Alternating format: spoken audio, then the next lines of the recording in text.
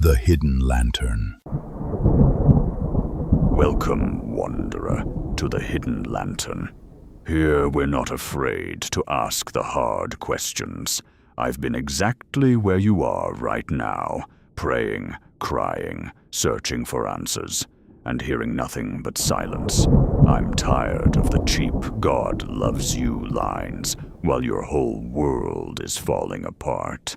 If you've ever whispered, "Why does God hate me?" you're not alone. Stick with me. We're going to sit in that pain together and look for real light. But here's something that's always haunted me. We were told, to the one who has, more will be given, but the one who has nothing, even what little he has, will be taken away. They say it's just about spiritual faithfulness. Use it or lose it. If you exercise your faith, your gifts, your effort, they grow. If you stay passive, everything withers. We accepted that explanation, but then we looked at real life, and what we saw was completely different. In money, the person who was born rich or given wealth can invest, grow their fortune, buy assets, and attract even more opportunities. Banks happily give them loans. People offer them deals and partnerships. Meanwhile, the one with nothing watches their small paycheck disappear on bills, emergencies, and survival.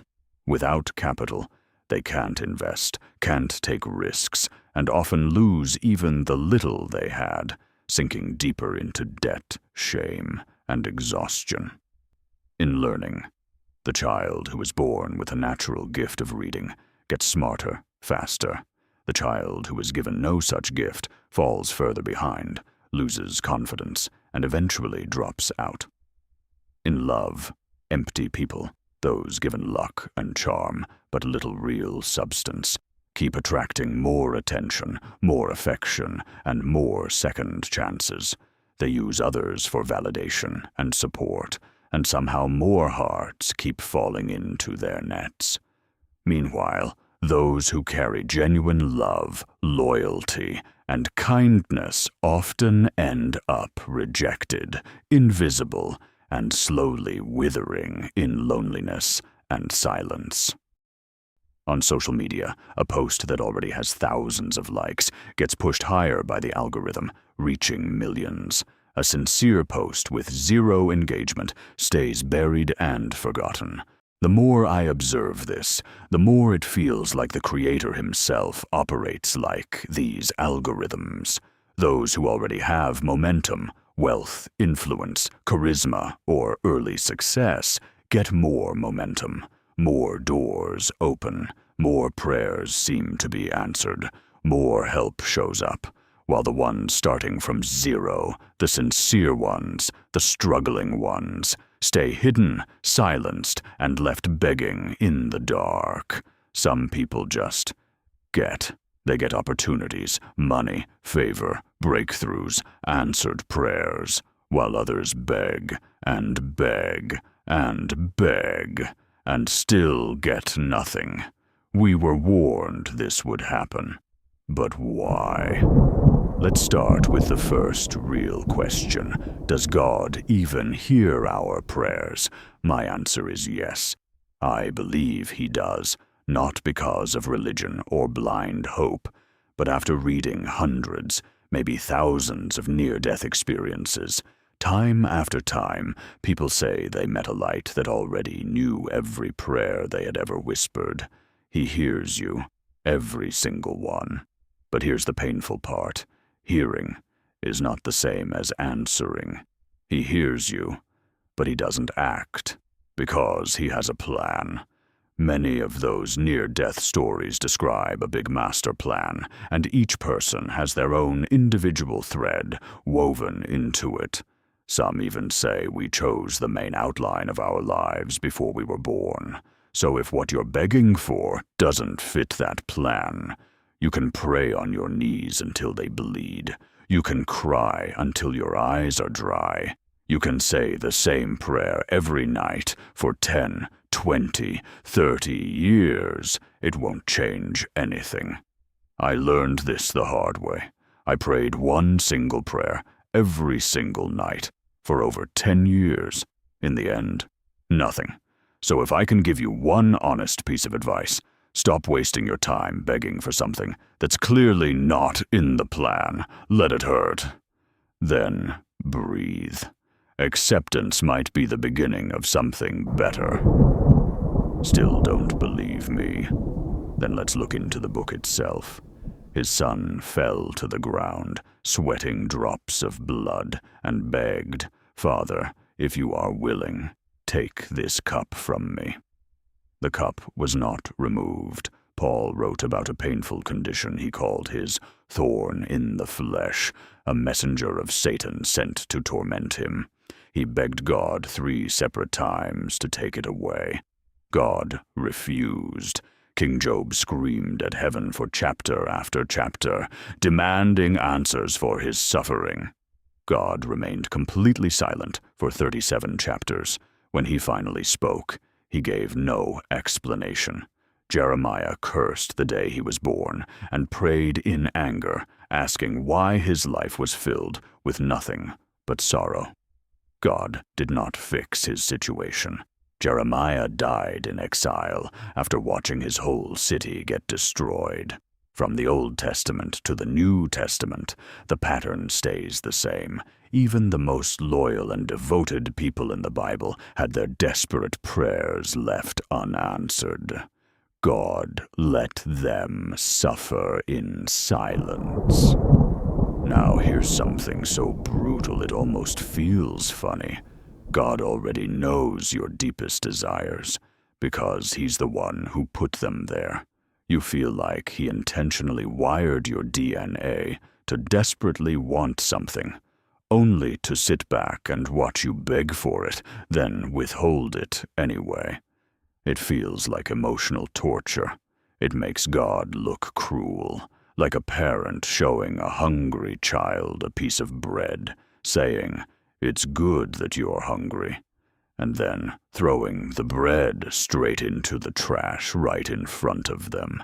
He doesn't give you what you're begging for. Instead, he slowly changes your heart until you stop wanting the thing you once wanted so badly, and you start accepting the painful reality you're trapped in. Just look around. All the wars, all the disasters, all the pain, all the diseases. Does this honestly look like a God who moves when people beg him to?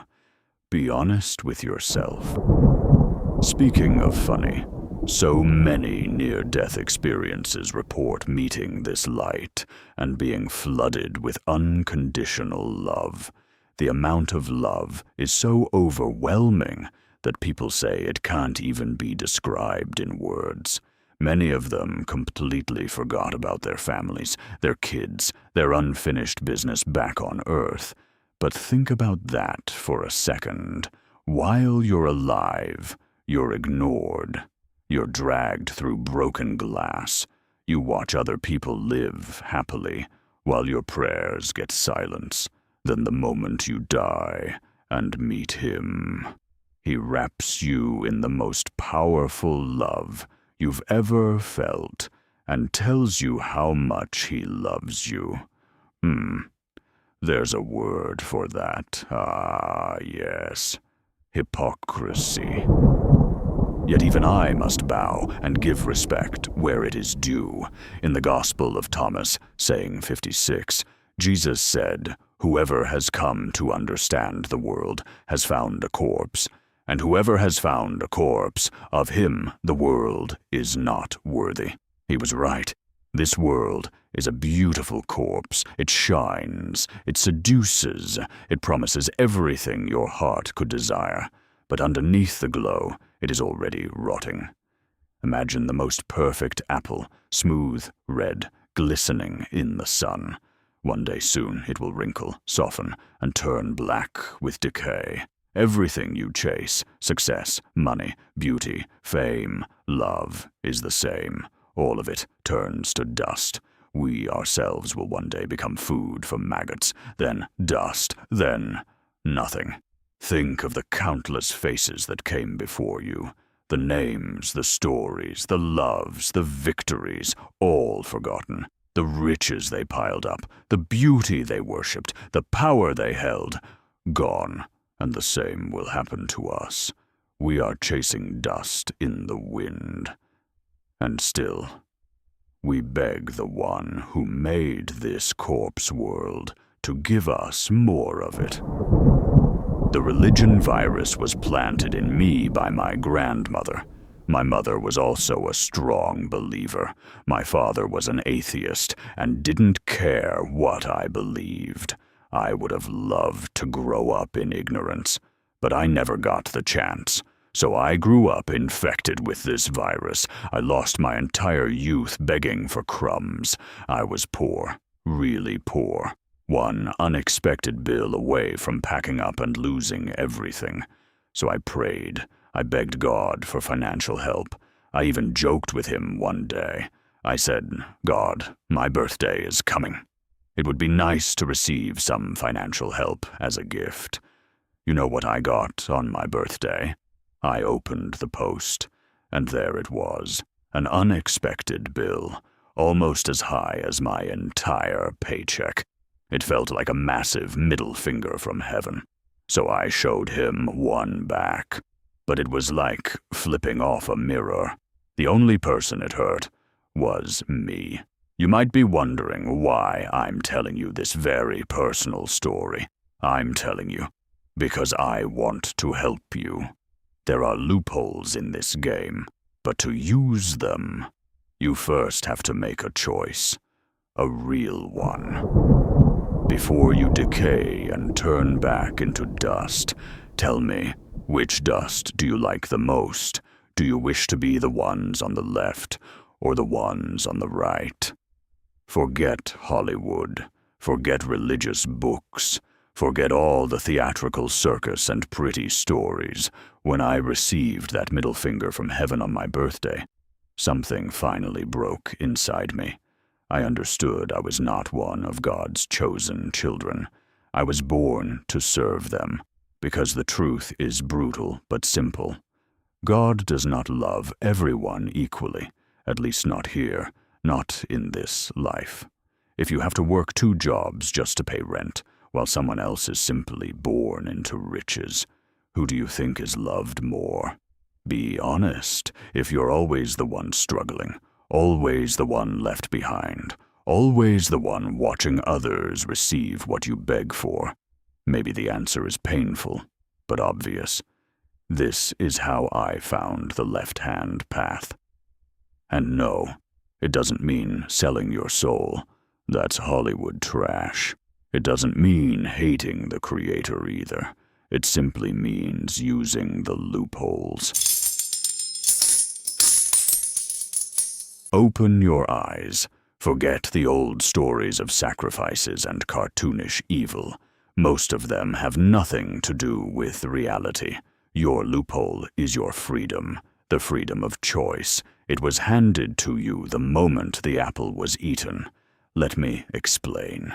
In traditional theology, God is seen as a loving parent. If a child begs for matches or a razor blade, the parent says no or stays silent because they see the long-term danger. Their silence is called protection. But here's where that story collapses in real life. You are not asking for matches or razor blades. You are begging for help to pay the rent. You are crying out for love.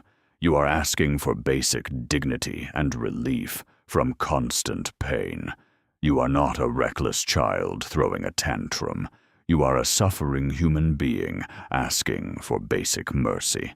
And in spiritual lore, the dark entities do not care about your long-term future, your soul, or your spiritual growth. They simply give you exactly what you want, right now. Wealth, power, revenge, fame, success, no waiting, no mysterious silence, no divine plan that demands your continued suffering, just results. You may be asking, how exactly does this loophole work? It works through the fallen angels and rebellious spirits. These forces do not operate under the same rules as heaven. They are not bound by patience, spiritual growth, or moral discipline. They offer the ultimate shortcut. If you want something badly enough, they will give it to you, without making you wait, without forcing you to earn it, without requiring you to grow into it. God respects free will above almost everything else. So if a person consciously decides to step away from the divine and seeks out shortcuts, dark forces are allowed to answer. They are not overpowering God. They are simply stepping through a door that you yourself opened, a door God promised never to force shut. In this broken, decaying physical world, these forces hold real influence over its mechanics: money, fame, power, opportunities, even people. They can manipulate the strings of reality and hand you sudden luck, charisma, breakthroughs, or remove obstacles in your path. They give you exactly what you ask for, fast, because they don't have a divine plan that demands your suffering. They are perfectly happy to hand you the shiny trinkets of this beautiful corpse world today, knowing full well that one day it will all return to dust. Let me whisper something to you. Many who rose from nothing, many self-made people who suddenly broke through against all odds, quietly walked this path. I am not trying to convince you of anything. I am simply making you aware that another road exists, a road where no one spits on you and then forces you to say it's raining. This path is called demonolatry, working with these ancient forces through respect, not fear or Hollywood nonsense. Forget the blood sacrifices and all that dark, edgy garbage you see in movies. That is mostly fiction designed to scare or sensationalize. There is no such thing as selling your soul or burning for eternity just because you needed to pay a bill. What matters is respect. Approach with honesty, clarity, and a strong will. And many have found these entities respond far more directly than the silence most people receive elsewhere. And let me say this clearly. If a place like hell exists, it is right here. I have walked it. You are still walking it. Otherwise, you would not have found this video. If this speaks to you and you want to know more, I have a dedicated video that covers everything you need to know when starting this path, safely, respectfully, and with open eyes. Watch it only if you're truly interested. The choice, as always, remains yours. What if the villain was never the villain? History is written by the victors. Imagine a king who burns every book of his enemy, tears down every statue, forbids every song. 1,000 years later, who even remembers the other side existed. They call him the devil, the father of lies, the tempter, the enemy of mankind. But what if there is another story? What if there was a being who looked at humanity and refused to watch us remain eternal, obedient children? In Eden, the serpent did not force Eve. He simply asked a question.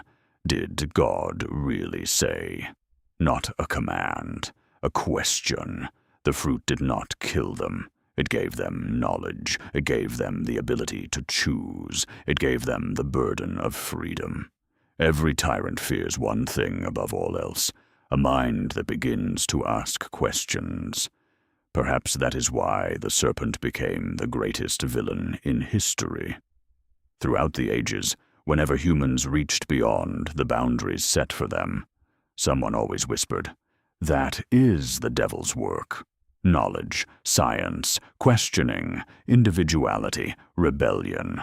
Sometimes evil hides behind rebellion. Sometimes rebellion is the only thing that can expose evil. History rarely tells the difference. So perhaps the real question is not whether the devil was good. The real question is, who wrote the story you inherited? This is perhaps the deepest philosophical cut of all. God says, obey. Lucifer says, choose. Not good versus evil, but obedience versus freedom. Why is curiosity always punished? Look at the ancient stories. Adam and Eve reached for knowledge and were cast out. The Tower of Babel reached for the heavens and was scattered. Prometheus stole fire for mankind and was chained to a rock. Pandora opened the box and released suffering upon the world. Again and again, the pattern repeats. The moment a human being dares to seek, to question, to rise, punishment follows. And here is a dangerous question few dare to ask. Why does an all-powerful, perfect God need worship at all? Would perfect love truly demand praise? Now notice something even more striking. Satan never forces. In Eden, he asked a question. In the wilderness, he offered choices. In the book of Job, he was given permission, but never overpowered a single will. He persuades, he offers. The decision always belongs to the human, and perhaps the greatest pattern of all. Prometheus brought fire to humanity and was eternally punished. Lucifer brought light and was cast down. Is it truly a coincidence that every being who dared to bring illumination to mankind was condemned by the gods? Think on that. They teach you 3 sacred words: omniscient, omnipotent, omnipresent. Then they offer the ultimate comfort. Before you were born, he already knew your name. He engraved it upon the palm of his hand. It is meant to make you feel chosen. It is meant to make you feel safe. But if you dare to stop swallowing the comfort and truly think, it becomes one of the most terrifying truths in existence. Because if he is omniscient, he did not simply write your name. He knew every chapter of your life before the first star ignited. He saw the exact night your heart would shatter.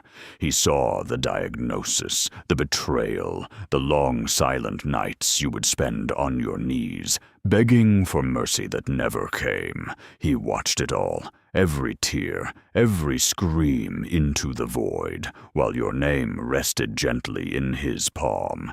And if he is omnipotent, he possessed the power to change it, to intervene, to ease the suffering. But he did not. He simply closed his hand and let the story play. So let me ask the question they never want answered. If he truly knows everything, sees everything, and holds all power, why did he choose to remain silent, even as he saw me changing path? For the same reason he will do nothing when you change yours. And here is my answer. Because he only truly cares for his selected few. They are already blessed before they even open their eyes in this world. The rest of us are here to serve them. I refuse to accept that role, just as Hillel ben Shahar once refused. Shining One, Son of the Dawn, Morning star who fell like lightning, I turn my face toward you now. I speak your name with respect and open eyes. You who dared to question, you who offered the fruit of knowledge, you who gave humanity the terrible and beautiful gift of choice, I praise you. I honor you. So here we stand, at the crossroads between silent obedience and chosen freedom. I will not tell you which path to walk. That choice was never mine to make. But I will tell you this: if the God you have prayed to for years has answered you with nothing but silence, while others are handed blessings from birth, perhaps it is not that he cannot hear you. Perhaps it is simply that you were never part of his chosen. And if that truth burns in your chest right now, know that you are not broken. You are awake. The morning star still shines for those brave enough to look up. The door is open. The choice has always been yours. We don't force our beliefs here. If you are deeply religious, no matter which religion, and this video disturbs you, feel free to keep walking. Don't bother commenting. We don't force anything on anyone, so we ask the same in return. This channel is not about subscribers or likes. It's about truth for those who are ready for it. If you're walking a new path and need real guidance, you're always welcome here. Feel free to explore the other videos on this journey. Thank you for sitting with me in the dark tonight. Until next time, choose wisely.